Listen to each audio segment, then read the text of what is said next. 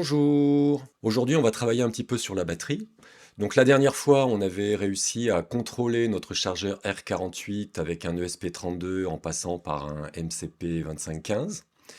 Aujourd'hui, on va aller un petit peu plus loin. On va rajouter un écran, on va rajouter la possibilité de l'alimenter via notre batterie. On va bien sûr pas le brancher sur une prise USB, ce serait vraiment dommage. Donc là, on va se brancher directement sur la batterie. Pour pouvoir le faire, donc j'ajoute un petit XL 7015 qui est un convertisseur 50 et quelques volts en 5 volts. Ensuite, j'ajoute un écran. Donc c'est un écran OLED SSD 1306, bon, qui fait un peu moins d'1 pouce, mais c'est largement suffisant. J'ajoute un petit bouton. Ce petit bouton va nous servir pour passer les menus de l'écran. Donc on pourra avoir plusieurs affichages différents. Voilà, donc on va brancher l'interrupteur, le petit bouton sur les 3 volts. Alors ensuite, je vais rajouter une petite résistance. Alors je sais que cette résistance, on peut s'en passer, mais moi je préfère en mettre une par sécurité. Donc c'est une petite résistance 10 kΩ. Donc on branche le petit bouton dessus. Voilà, et on va aller se brancher sur le D33 de l'ESP32. Voilà, donc on remet correctement les passages. Voilà. Donc c'est bon pour notre petit bouton. Alors sur notre convertisseur, donc on a deux pour l'entrée, deux pour la sortie. Donc on a le moins de la sortie qu'on va aller mettre sur le SP32.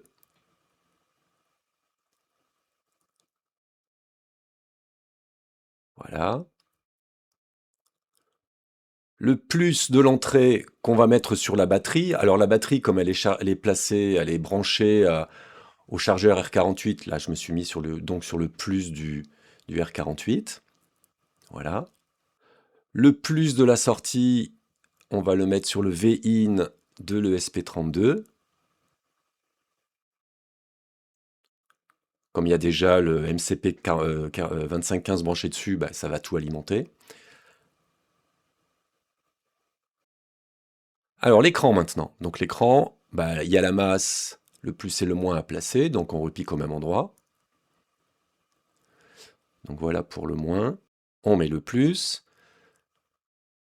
toujours sur la sortie de notre convertisseur. On va brancher les deux derniers sur le SP32. Donc le SCK, on choisit 27. Voilà. Le SDA, on va se mettre sur le SP32 sur le D26. Voilà. Donc là, il ne reste plus qu'à aller câbler l'entrée du convertisseur, puisqu'on n'a pas mis le moins. Voilà, donc on va repiquer le moins de la batterie sur le moins du convertisseur. Comme ça, le convertisseur est alimenté. Voilà le câblage qu'on va devoir maintenant effectuer. C'est pas très très difficile, mais voilà, on n'a plus qu'à faire tout ça maintenant. Voilà, donc toutes les pièces qu'il va falloir assembler sont ici. Alors j'ai déjà fait le câblage. Alors je vous cache pas que j'ai un peu galéré, en fait surtout pour l'écran, parce que j'avais voulu au départ mettre un bel écran avec des couleurs. Je me suis dit tiens, je vais me faire plaisir, je vais mettre de la couleur, on va faire un beau menu, etc. Mais le problème c'est que enfin, il y a deux normes de communication pour les écrans. Donc soit vous faites du SPI, soit vous faites de l'I2C. Donc ceux qui permettent d'avoir de la couleur, etc. sont en norme SPI. Mais ça passait pas, ça plantait avec celui-ci. J'ai pas réussi à faire fonctionner correctement la communication avec le R48 et en même temps l'écran. Il y avait toujours quelque chose qui n'allait pas. Quand c'était l'un qui fonctionnait, l'autre ne fonctionnait plus et inversement. Donc bon, bah, je m'en suis pas sorti. Mais bêtement, évidemment, croyant que ça allait marcher, parce que j'ai fait des tests avec l'écran tout seul, donc bah, l'écran marche, donc c'est OK. Mais en réalité, tout assemblé, ça fonctionnait plus. Alors, donc j'ai tout câblé. Donc là, en fait, on voit le câblage pour l'écran. J'avais prévu beaucoup plus de pins, alors qu'en réalité, l'écran, 4 suffisent maintenant. Donc j'ai mis un peu de colle ici pour pas me tromper que je les mette bien. J'ai pas voulu tout refaire hein, parce que bon, c'est bon, ça prend du temps. Parce que là vous voyez la fin, mais bon, j'ai soudé, j'ai dessoudé. C'est pour ça d'ailleurs que les soudures sont pas forcément très très belles. Parce que j'ai pas arrêté de souder, dessouder, de recabler. J'ai essayé de changer sur le SP32, de choisir une autre sortie, etc. Donc ça a été vraiment la galère. Bon, voilà, donc c'est pas très beau, mais bon, il y a pas de court-circuit, tout est vérifié, tout est bon. Donc là, j'ai dû bricoler un petit truc maison là, pour que le connecteur soit bien affleurant pour qu'on puisse le connecter correctement. Le convertisseur, je l'ai mis ici. Lui, alors moi j'aime bien encore une fois que tout soit démontable. Alors tout était montable sauf lui, parce que après c'était trop haut par rapport à l'écran. Donc voilà, lui je l'ai soudé directement ici. Concernant le réglage des 5 volts, donc comment ça se règle? Bah, c'est tout simple. On branche l'entrée sur la batterie. Alors là, il n'y a pas de soudure. Là, il n'y a rien de soudé en fait dessus parce qu'en fait, le moins vient ailleurs, viendra par ici. Enfin, peu importe. Mais pour le réglage, en tout cas, on se branche sur la batterie. Et ensuite, avec ce petit réglage, un tournevis, on met un voltmètre ici et on règle jusqu'à ce qu'on ait nos 5 volts. Et une fois qu'on a nos 5 volts, eh ben, c'est bon, on peut brancher l'ensemble. Il n'y a pas de grosses difficultés. Ce qui est pénible, c'est que là, tout est au même endroit. Donc, c'est enfin, complexe. C'est pénible, quoi. Mais ça se fait bien. Donc, ensuite, bien, le SP32, on le met là, dans le bon sens. Évidemment, celui-là a été flashé. Je vais vous montrer ensuite comment on le flash, avec quel programme. Ensuite, je place mon MCP 2515 ici. Alors, là, évidemment, il faut shunter les deux. Là, je les ai coupés pour pas qu'ils me gênent. Mais j'ai mis une soudure ici. Donc lui, j'ai choisi de le placer comme ça. Alors, je suis pas en face parce que la caméra fait que c'est pas très pratique. Mais voilà, vous voyez, j'ai mis des connecteurs ici, comme ça, toc, ça s'emboîte parfaitement. Et l'écran, lui, va venir par-dessus. Voilà. Lui, le petit bouton sera encore au-dessus. Il me reste à faire un boîtier. Le petit bouton dessus, à programmer, évidemment. Je vais vous montrer ça tout de suite.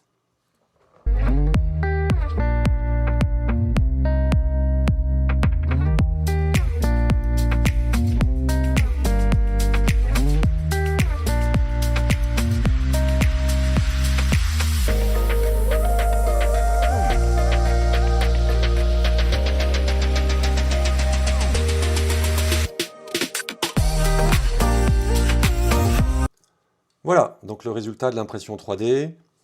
Bon, je me suis amusé à faire un petit bricolo 2.0 ici, c'est vraiment pour le fun. J'ai mis l'interrupteur avec deux petits ici, qu'on va venir encastrer.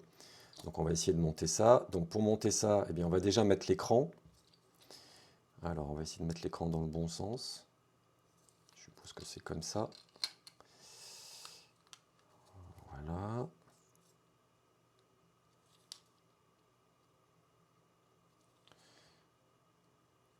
Alors, pour pas que les vis aillent taper, aillent m'abîmer le...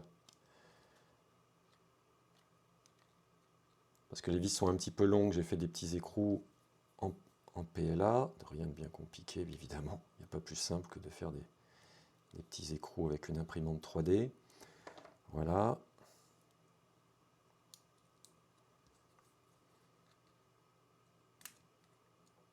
Truc.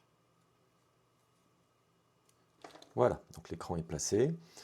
Donc là, maintenant, il va falloir qu'on monte tout ça dans le boîtier. Alors, pour monter tout ça, on est obligé d'enlever ça.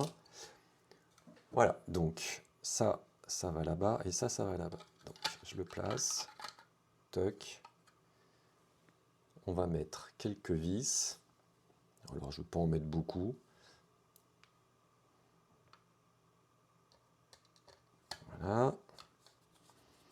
Alors, j'ai prévu 4 vis, mais je vais en mettre que 2. Comme je passe mon temps à le monter, à le démonter, j'en ai marre de mettre des vis toutes les 5 minutes.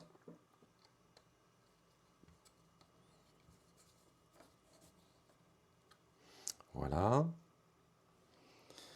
Ensuite, on met ça.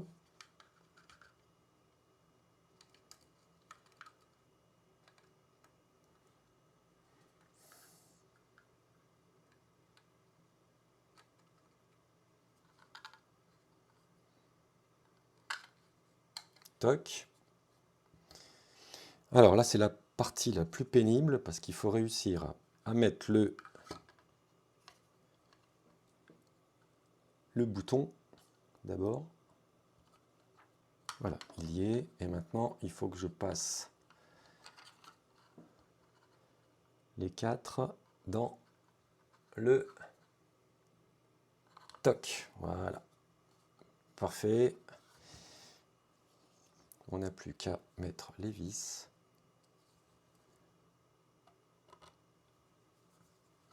Alors, le SP32 est à l'intérieur, donc il risque de moins bien capter. Personnellement, ça marche très bien parce que j'ai une borne Wi-Fi pas loin, donc ça capte bien, j'ai pas de problème. Et concernant la connexion avec le JK-BMS, il n'y a pas de problème, puisqu'il est qu'à 20 cm, 20-30 cm. Donc là, ça fonctionne extrêmement bien. Si jamais vous avez des problèmes de Wi-Fi, ben, soit vous mettez un répéteur, soit vous mettez un petit ESP32 qui permet de mettre une antenne. Il y en a où on peut brancher une antenne dessus. J'en ai un là, je vais vous le montrer. Voilà, c'est un ESP32 comme ça, c'est quasiment le même, hein. Mais ici, on voit qu'il n'y a pas la carte qui sert d'antenne derrière. Là, il y a une fiche qui permet de mettre l'antenne et de déporter l'antenne à l'extérieur. Donc moi, j'en ai pas besoin, je l'avais acheté en cas, de toute façon, ça me servira pour d'autres choses. Mais voilà. Donc voilà notre boîtier. Donc ici, on peut brancher encore une fois, quand on veut programmer le SP32, on peut le programmer sans devoir tout démonter. Le petit bouton qui permet de changer de menu. Alors ça, c'est un petit bouton qui normalement fait on-off, mais il suffit de le démonter un petit peu. Ça permet de ne pas avoir que 50 boutons de sortes différents. On le démonte et on enlève juste la plaque. Je ne sais pas si on voit bien dans la caméra. On enlève juste cette plaque en fer ici, qui sert qui permet d'avoir les deux positions. Si on enlève cette plaque-là, alors il y a un ressort, il faut faire attention de ne pas le perdre. Mais si on enlève cette plaque-là, eh bien, on n'a plus qu'une position. Quand on lâche le bouton, bah, il revient dans sa position initiale. Voilà. Donc maintenant, on va pouvoir tout brancher. Alors nous voilà devant le programme SPHome, hein, qui va permettre de faire tourner tout ça. Donc j'ai pris tout simplement celui que je vous avais montré l'autre jour, hein, celui que j'avais récupéré sur le GitHub de XYoJio, que je remercie encore, hein, qui nous a laissé un petit message sur la vidéo précédente. Donc j'ai récupéré cette version-là et j'ai ajouté donc l'écran et puis le petit bouton. Donc rien d'extraordinaire. Et j'ai ajouté aussi le JKBMS. Donc ça fait la totale. Alors, je ne veux pas commenter tout le programme. Voilà, vous récupérez ça, je vous le mettrai sur le site. Alors, peut-être pas juste après cette vidéo, mais peut-être quelques heures plus tard. Je vous mettrai, donc vous aurez le lien dans la description de cette vidéo, puis vous pourrez aller récupérer sur mon site le fichier. Bon, moi je vous encourage vivement, si vous avez des problèmes avec les fichiers comme ça, d'utiliser les IA parce que ça fonctionne très très bien. Là, c'est une IA qui me l'a généré, que je lui demande au fur et à mesure ce que je veux. Je corrige à la main ce qui va pas. Mais globalement, voilà. Alors, il y a des petites choses qui sont probablement adaptées, mais moi, j'ai pas envie de me casser la tête. Ça fonctionne comme ça. Voilà. Donc là, vous avez l'adresse MAC du JKBMS. Donc ça, il suffit de se brancher dessus via son portable en Bluetooth et vous avez une petite application que vous mettez sur votre portable qui scanne ce que vous avez branché sur votre Bluetooth et ça vous permet de récupérer l'adresse MAC. Après, le reste, bon, ben, on retrouve le MCP 2515, hein, et son câblage. On trouve le R48. Là, c'est pour l'écran, différentes variables. Là, on trouve des variables pour l'écran. Voilà. Là, on trouve les deux menus. Donc, un premier menu, j'appuie sur le bouton, ça fait un deuxième menu. On peut imaginer d'en faire d'autres. Donc, le premier menu, c'est surtout les valeurs du JKBMS. Et en deuxième, ce sont surtout les valeurs du R48. Au bout de, je crois, une quinzaine de secondes, ça coupe l'écran, hein. C'est de l'OLED, donc il ne faut pas laisser allumer sur un menu parce que sinon ça va tâcher, ça va marquer. Et puis ensuite, vous avez toutes les variables qu'on va faire remonter vers Home Assistant. Donc voilà, rien d'extraordinaire, hein. Alors il y en a un paquet, hein, parce que le JKBMS, lui, il en a un paquet. Le R48, lui, on a nettement moins. Voilà.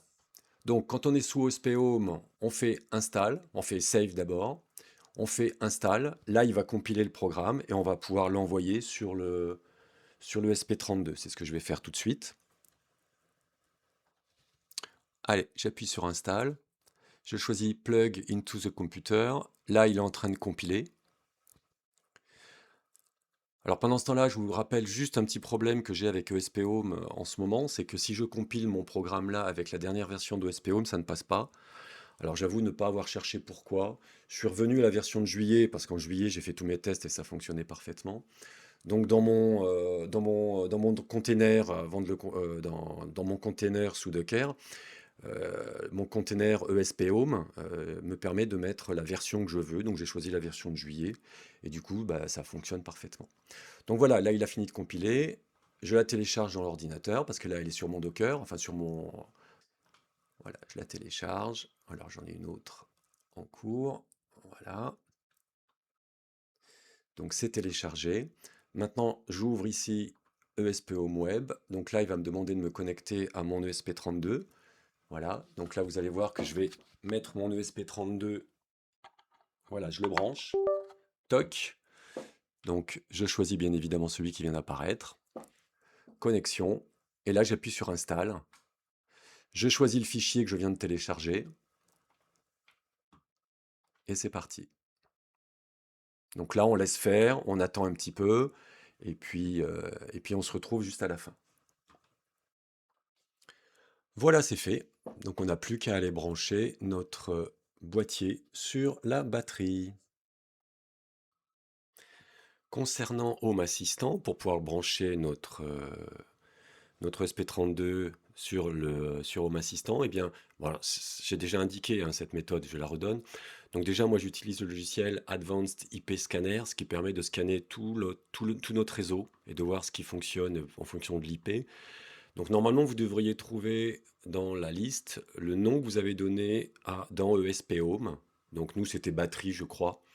Alors il se trouve que moi, j'ai déjà changé le nom parce que, évidemment, il faut passer en IP fixe. Donc dans votre box, en tout cas dans votre serveur, vous devez placer l'IP pour pas qu'elle ne bouge, donc ce qu'on appelle IP fixe. Du coup, j'ai changé son nom. Mais vous devriez voir le nom de votre choisi dans ESP Home. Vous récupérez l'IP. Ensuite, il suffit d'aller dans Home Assistant, ESP Home, ajouter un appareil. Là, vous mettez tout simplement l'IP. Vous faites valider. Vous choisissez juste l'endroit où est votre appareil. Donc moi, j'ai mis le garage ou sous-sol. Et puis ensuite, bien, vous obtenez ce qui est ici. Voilà, donc on retrouve tous les paramètres de notre JKBMS ainsi que les paramètres de notre R48. Voilà, pas plus simple que ça. Bon, ben me voilà au sous-sol. Donc là, la batterie est en train d'être chargée. Le chargeur tourne. Donc là, je vais rapprocher le micro à hauteur de la caméra, c'est-à-dire à une vingtaine de centimètres de l'appareil. Juste pour se rendre compte que le bruit n'est pas très très important, hein. Là, je le mets collé contre. Voilà, donc ça fait du bruit, certes. Ça serait insupportable si on devait le supporter toute la journée. Mais là, dans un garage, franchement, c'est. D'ailleurs, je parle fort, je ne sais même pas pourquoi. Donc là, je vais parler normalement. Donc, je suis devant mon appareil, devant le boîtier. Je vais appuyer sur le bouton. Là, l'écran est en pause. On voit que le câble, donc, c'est branché. Donc, vous avez deux fils qui vont pour la charge, plus moins. Et vous avez les deux fils pour contrôler le R48. Donc là, je vais aller appuyer sur le bouton. Ça réveille l'écran, donc on voit que le JKBMS nous donne des informations. Donc 3,25 volts, je crois me souvenir avoir mis la tension de la cellule la plus basse, avec un delta de 0,02 volts. Puissance de charge pour l'instant de 1520 watts. Maintenant je vais passer sur le R48. Donc voilà, le R48 est à 27 ampères, 52,35 volts. Actuellement, la température est de 12,7 degrés, donc il ne chauffe pas beaucoup, hein, parce qu'on est dans le garage. Bon, certes, il fait un peu plus froid, mais il ne chauffe pas du tout. Ça fait une demi-heure qu'il tourne. 47%, je crois avoir vu. Voilà, 47%. Voilà, la lumière de mon garage vient de se couper, super. Donc 47%, ça veut dire que c'est le courant qui est à 47%. Vous savez qu'on le règle en pourcentage. Ce qui est cohérent puisque 1500 watts, on sait qu'il peut charger jusqu'à 3000 watts. Donc c'est vraiment cohérent. Voilà, je suis dans le noir. On va conclure la vidéo comme ça. J'espère que vous avez à peu près suivi tout ce que j'ai raconté. J'espère surtout que quelqu'un va réussir à faire la même chose. Sinon, ça n'a pas grand intérêt. Je vais vous proposer tous les programmes et fichiers STL pour l'impression pour ceux qui veulent se lancer. Tout ça sur mon site. Voilà, je vous dis à la prochaine. N'hésitez pas à me poser des questions si nécessaire. N'hésitez pas à aller vous abonner. Voilà, n'hésitez pas vraiment à me poser des questions, des commentaires. J'adore répondre. Bon, j'ai pas 10 000 abonnés, donc pour l'instant ça reste plaisant, donc je continue. Voilà, bon week-end, à la prochaine.